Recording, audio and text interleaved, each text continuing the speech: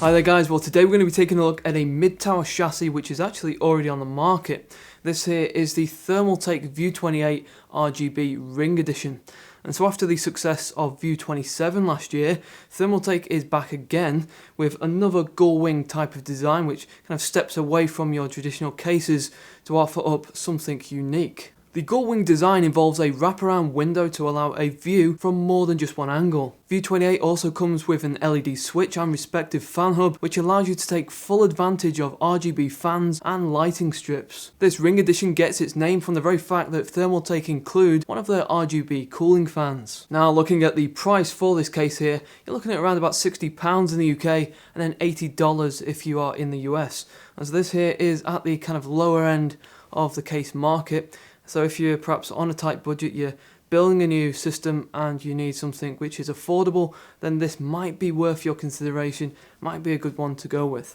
So if you guys have any questions or comments about this case, please leave them below the video. So let's begin.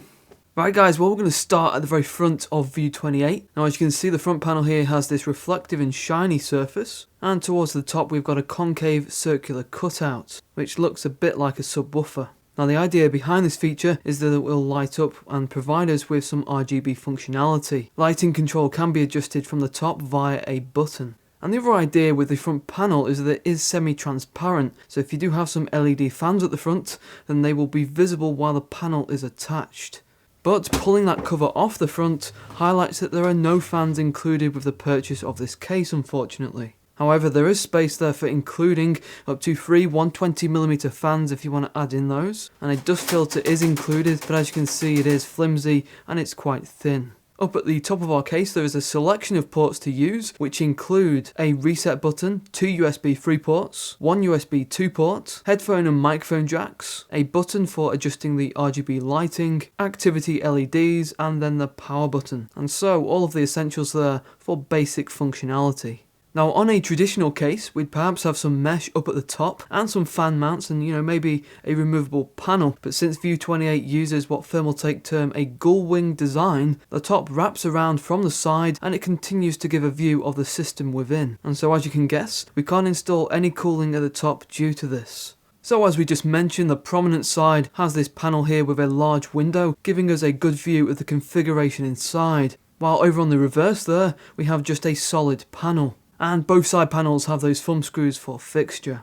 So removing both panels, we can now have a look inside View 28. And this case follows a conventional layout for a computer chassis. It accommodates up to ATX form factor, and around the case we have storage options and cutouts for cable management. And we're now going to explore this in more detail.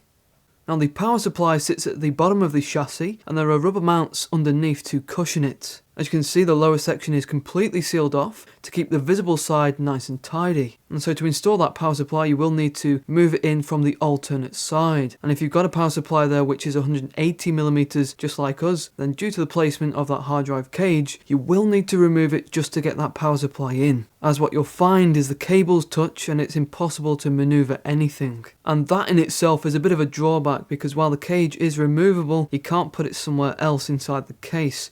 So if you need that storage allocation there, then it becomes quite frustrating, especially since, to remove it there are 6 screws from underneath and from on top, and it can be quite fiddly. Thermaltake includes a dust filter for the power supply, which can be detached and it can be cleaned while the case is on its feet.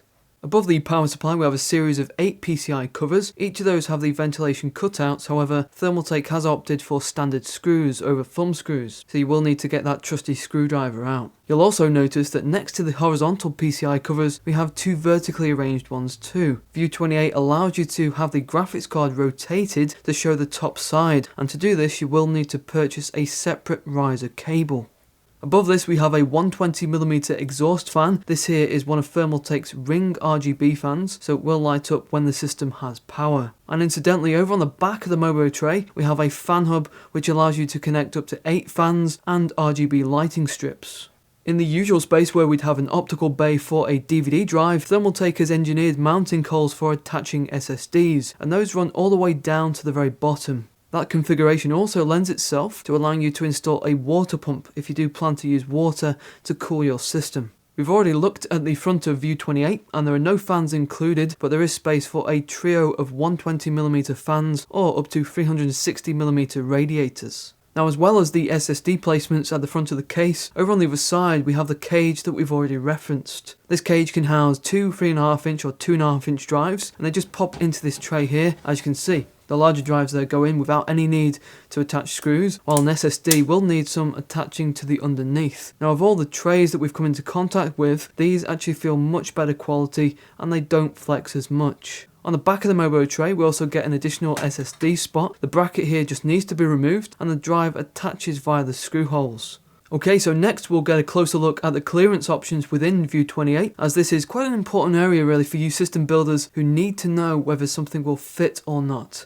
And so for the CPU cooler, Thermaltake state 155mm as your maximum, and as you can see there we've got the Cooler Master Hyper 212 Evo, which is actually 159, and the top of those heat pipes there are almost touching the side panel, and so 159 is the largest that you can get away with here.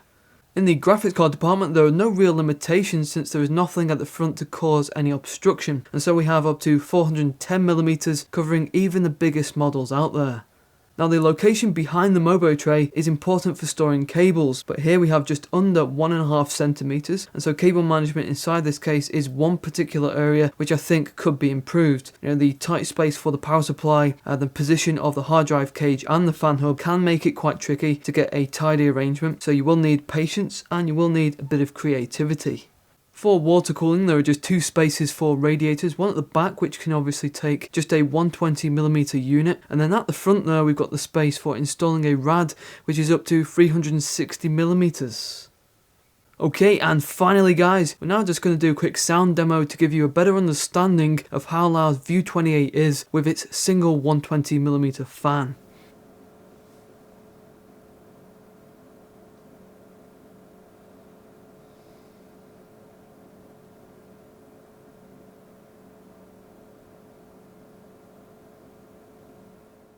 Okay, well that is the Thermaltake View 28 RGB Ring Edition. A fairly basic type of case with some good things and some not so good.